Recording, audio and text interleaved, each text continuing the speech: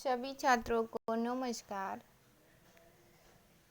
कक्षा 8 विषय हिंदी, इकाई 2 कच्छ की सैर, यात्रावृत्त हरेश ढोलकिया। कच्छ की सैर, लेखक का परिचय।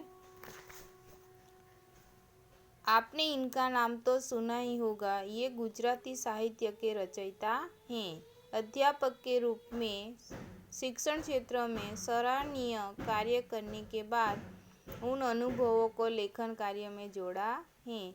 आइए इनके बारे में कुछ जानकारी प्राप्त करें। उन्होंने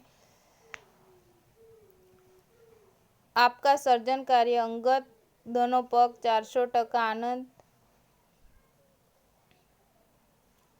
तथा शिक्षण संबंधी गुजराती साहित्य लोकप्रिय थे। विषय प्रवेश। कच्छ गुजरात का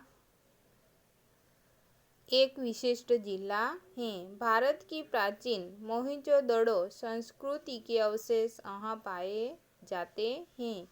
यहाँ के ऐतिहासिक, सांस्कृतिक तथा धार्मिक स्थानों का महत्व आज भी कायम है। भुज कच्छ का मुख्य नगर है। इस पाठ में कच्छ प्रदेश के बारे में बहुत सी जानकारी बड़े ही रोचक ढंग से दी गई है। तो जानिए यात्रावृत्त।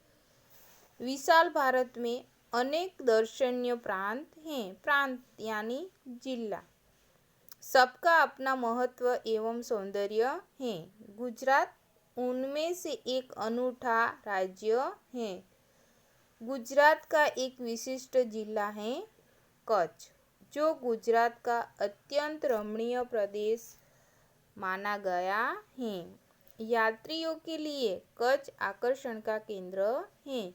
इसका पौराणिक महत्व भी कम नहीं है।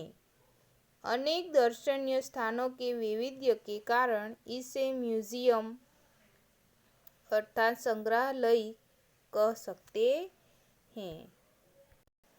कच्छ में प्रवेश करते ही हमें रेगिस्तान के दो भाग देखने को मिलते हैं, एक छोटा रेगिस्तान और दूसरा बड़ा रेगिस्तान। इन दोनों में रेगिस्तान जैसा कोई लक्षण नहीं दिखाई देता, क्योंकि रेत कहीं नजर नहीं आती। अंततः यह अनूठा रेगिस्तान माना गया है।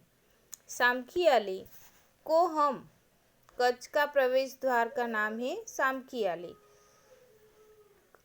को हम प्रवेश द्वार कह सकते हैं। कच्छ की यात्रा यहाँ से आरंभ होती है। यहाँ से उत्तर दिशा की ओर यात्रा का प्रारंभ होता है। रापर से धोलावीरा पहुँचते ही हमारी प्राचीन संस्कृति मोहनजोदड़ो का स्मरण होता है।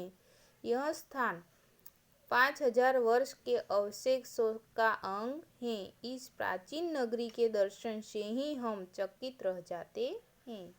हमें प्राचीनता में आधुनिकता के दर्शन होते हैं। दूसरा भाग अगले वीक में देखेंगे।